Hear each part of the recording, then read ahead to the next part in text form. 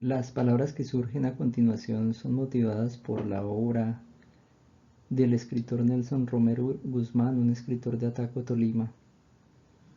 Nelson Romero es licenciado en Filosofía y Letras, además de magíster en Literatura de la Universidad Tecnológica de Pereira, pero tal vez lo más importante es los libros de poesía que ha publicado, que en total suman pues más de 10 libros, además de algunos libros de ensayo en los que también ha incursionado. Derivado sobre todo de su experiencia poética, de la producción que tiene, Nelson Romero ha recibido varios premios a nivel nacional e internacional, premios que son muy importantes y que lo destacan como uno de los poetas más importantes de Colombia en la actualidad.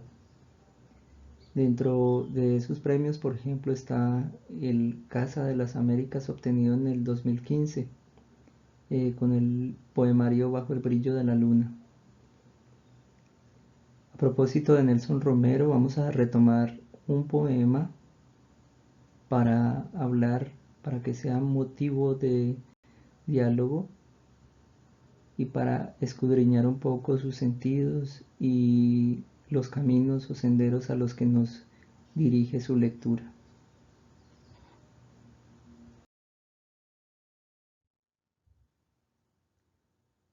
El poema que voy a compartir con ustedes es titulado Acerca de un poema de Jorge Teillier, que yo supuse que había escrito. Está en la antología titulada Animal de Oscuros Apetitos, de Nelson Romero Guzmán. El poema tiene un epígrafe que dice: lo que escribo no es para ti, ni para mí, ni para los iniciados. Es para la niña que nadie saca a bailar. Jorge Teillier. Saqué a bailar a la niña del poema de Jorge Teillier, la que nadie saca a bailar. Estaba sola en esa banca oscura de la sala, como aguardando, hermosa, pero nadie la sacaba a bailar. Cosa rara en un baile donde todos bailan, hasta las escobas. Yo le veía los ojos hundidos en los pies de los bailarines. Sabía que en el fondo ella bailaba sola. Algo tienen de lisura mis palabras cuando escribo. Sé que se mueven en una sala oscura, al ritmo de una música de la que soy el primer bailarín. Y me dije, es el momento para bailar con la niña que nadie saca a bailar. Sí, en el baile descubrí que tenía los pies al revés, la hermosa niña del baile invertido. Ahora no quiero dejar de bailar y de escribir sino para ella. Todo lo hacía hermosamente al revés. Las vueltas de su cuerpo en la sala no estropeaban la música. Mis pies tan derechos era lo más pobre del baile. Pero lo que ella quería era bailar con sus pies al revés, así lo hiciera con un desconocido. Hasta cuando descubrí en su baile que allí estaba el origen de mi poesía. Escribir desde ese día es ir al baile. Cada vez que quiero escribir le digo a la niña, ¿bailamos? Nunca me niega una pieza, aunque he tenido piezas malas con ella. Pero por bailar derecho es que a veces me extravío. Entonces ella me devuelve al ritmo gozoso de su cuerpo. Aunque nunca aprenderé a bailar al revés de todo, que es donde estaría la clave. Cuando regresé a casa volví a leer el poema de Teillier titulado Botella al mar y la niña estaba agradecida. Entonces supuse que yo había escrito ese poema de verdad solo para bailar con la niña que nadie saca a bailar.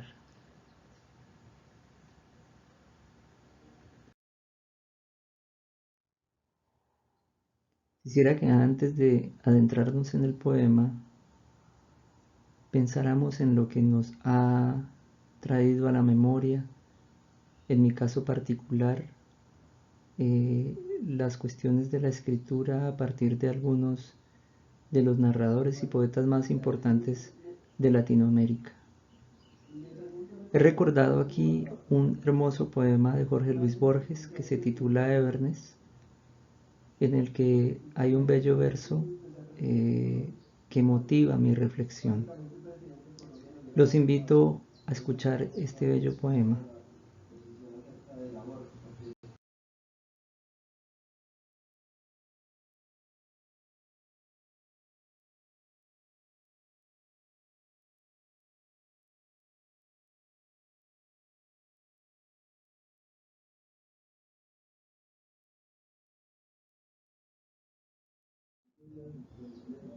Everness, de Jorge Luis Borges. Solo una cosa no hay, es el olvido. Dios, que salva el metal, salva la escoria, y cifra en su profética memoria las lunas que serán y las que han sido. Ya todo está, los miles de reflejos que entre los dos crepúsculos del día tu rostro fue dejando en los espejos, y los que irá dejando todavía. Y todo es una parte del diverso cristal de esa memoria, el universo. No tienen fin sus arduos corredores, y las puertas se cierran a tu paso. Solo del otro lado del ocaso verás los arquetipos y esplendores.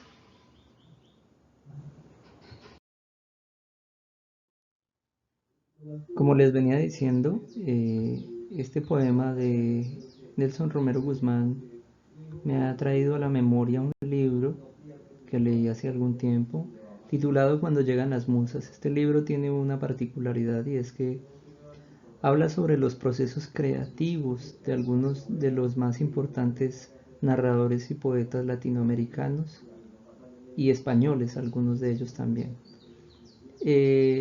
Digamos que es un libro muy recomendado porque lo que hace es tejer un poco la reflexión sobre la creación, mientras también se habla sobre algunas particularidades de las obras de los escritores que pasan por sus líneas. Allí está, por ejemplo, José Saramago, está Julio Cortázar, Carlos Fuentes, Gabriel García Márquez y varios otros que son muy importantes para la creación en Latinoamérica. Es un libro entretenido, me parece a mí, y de aquí voy a sacar algunas de las líneas que he mirado y que me han venido a la memoria a propósito del poema de Nelson Romero Guzmán, el cual abordaré en su particularidad luego de hacer este repaso por algunos de los escritores que considero que revelan cuestiones de la escritura muy importantes.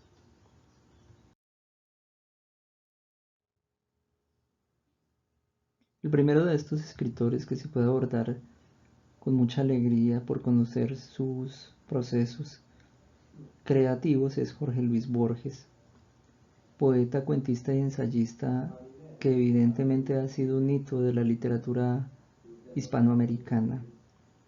El reconocimiento de Jorge Luis Borges no solo viene del continente donde nació, sino también de Europa, en donde se ha constituido en uno de los referentes, especialmente por sus ideas alrededor de el ejercicio lector, pero también por los constantes cambios o acercamientos entre la literatura y la filosofía.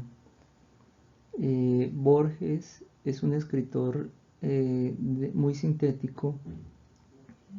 Su poesía realmente es muy sencilla, aunque no deja de ser lexicalmente eh, retadora, y sus ensayos reflexionan sobre la condición humana en general desde una perspectiva muy profunda. Recomendadísimo, por ejemplo, Historia Universal de la Infamia, Ficciones, El Jardín de los Senderos que se bifurcan, que es un libro de cuentos de los que se extrae una riqueza mayúscula. En relación con la creación, Jorge Luis Borges dice inicialmente que, dice en sus palabras, soy un escritor con imaginación más que con oficio. Y luego dice, un escritor debe seguir su subconsciente. De hecho, en los procesos creativos de Jorge Luis Borges existe una tremenda apelación precisamente al sueño. Incluso en términos reales, Borges revela que eh, en muchas ocasiones lo que hacía era redactar o pensar o retener lo que había visto en los sueños, y desde allí comenzaba su labor de escritura, tratando de construir a partir de la palabra lo que veía en ese otro mundo, en ese mundo onírico que todos elaboramos y al que todos estamos de alguna manera sometidos.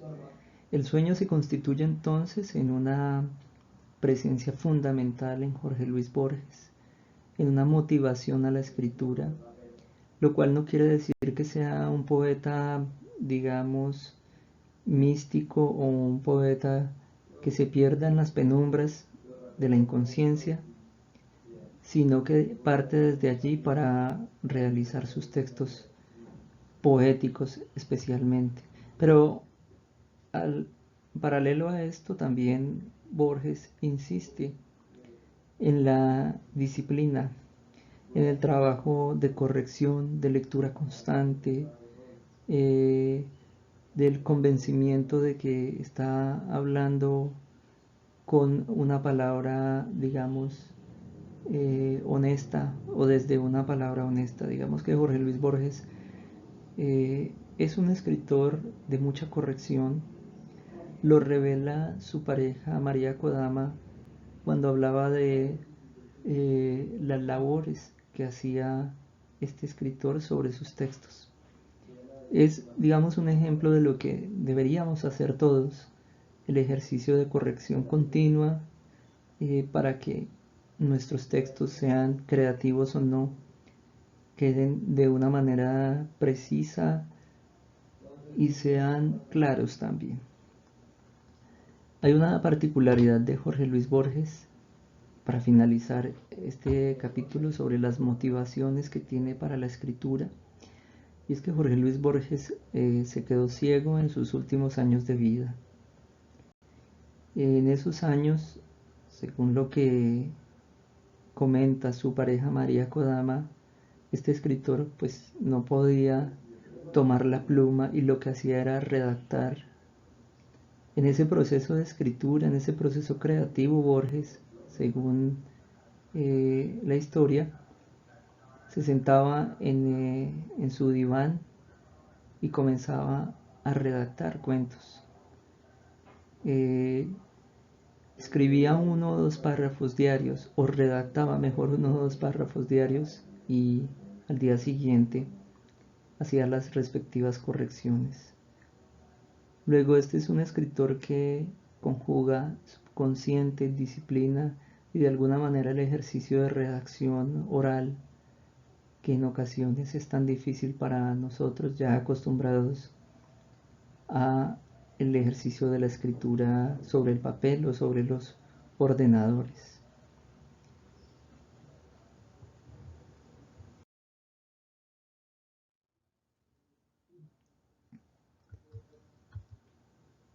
El otro escritor máximo que tenemos acá es Julio Cortázar, autor de obras tan importantes como Rayuela y de libros de cuento que todavía son releídos con fruición, con alegría. Si alguno de ustedes no ha leído Rayuela, los invito a que lo hagan. Es una novela espectacular, aunque es un poco compleja, porque es una novela que habla sobre el arte de hacer novelas, entre otras cosas. También habla sobre los problemas metafísicos a los que se enfrenta un ser humano, la posibilidad de encontrar un significado a la existencia, por ejemplo, el exilio de alguna manera también. En sus cuentos también hay una profusión de creatividad muy grande. Este es un escritor que ha sido también importantísimo para las letras latinoamericanas, y en el proceso de escritura, de acuerdo con lo que se plantea en el libro, tiene varias particularidades.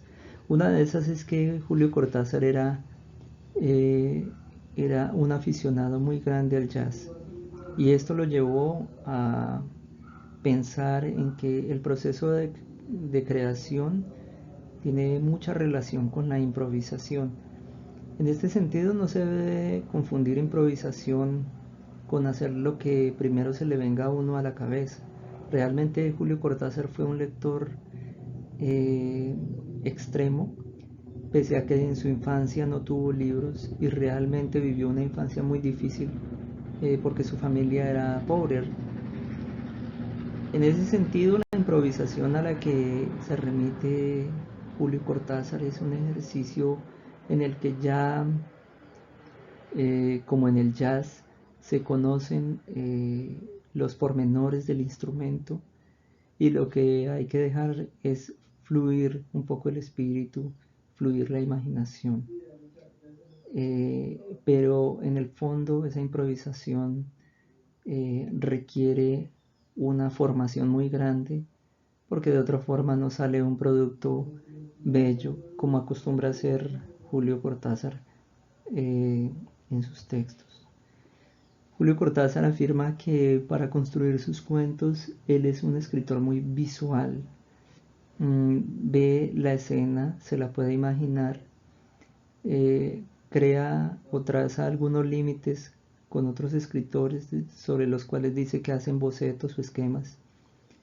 Él puede imaginarse la escena y a partir de allí puede eh, hablar sobre lo que piensa, sobre lo que ha pensado y sobre lo que ha proyectado, sobre todo en términos de los personajes y las acciones. En el proceso creativo, Julio Cortázar también nos recuerda que en la escritura se pierde un poco la noción de realidad. Hablaba con algo de ironía sobre cómo habría un momento en que en la escritura él se daba cuenta que su realidad era precisamente la fantasía, la ficción, lo que estaba escribiendo en los libros, y la literatura era lo que sucedía afuera. Esto es la comida, la dormida, se invierten los campos. Esto es a lo que llega un escritor cuando se somete mucho o cuando disfruta mucho más que someterse de la ficción, de la escritura de ficción. Y aquí hay una idea fundamental que creo que también aplica para el caso de Nelson Romero, y es que considera Julio Cortázar que la literatura ve la otra realidad de las cosas, es decir, hay algo oculto, hay algo que no vemos. Heidegger decía precisamente que el carácter poético es desocultar lo que vemos, y esto lo lleva a una posibilidad de ver las cosas, los fenómenos, las acciones, los personajes desde otro ángulo, desde otra perspectiva. Ese ver la realidad de las cosas, la otra realidad, lo que sugiere o lo que lleva es precisamente a que el lector disfrute de esa forma de revelar mundos posibles e incluso mundos que son reales pero que no hemos visto. Y finalmente hay una anécdota muy particular que se narra aquí, que tal vez no tiene que ver con el proceso de creación, pero quisiera compartírselas. Y es que Julio Cortázar afirma que una estudiante, no, una joven norteamericana le escribió una carta diciéndole que él le había salvado la vida con la novela Rayuela. La joven estaba al borde del suicidio, ya había listado sus formas de sacrificio, digamos, y leyó Rayuela y se dio cuenta que los problemas de ella eran problemas comunes de muchas personas. Eso la llevó a replantear su mundo y a, de alguna manera, salvarse. Son los efectos que a veces imprevisibles de la literatura y de la escritura.